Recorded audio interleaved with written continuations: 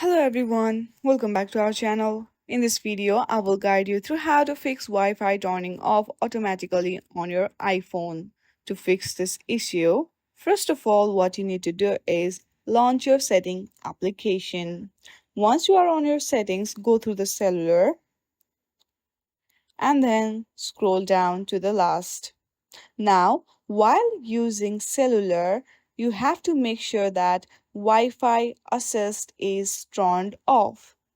As you can see, there is Wi-Fi assist under the section of cellular. Make sure that while you are using cellular, it is turned off.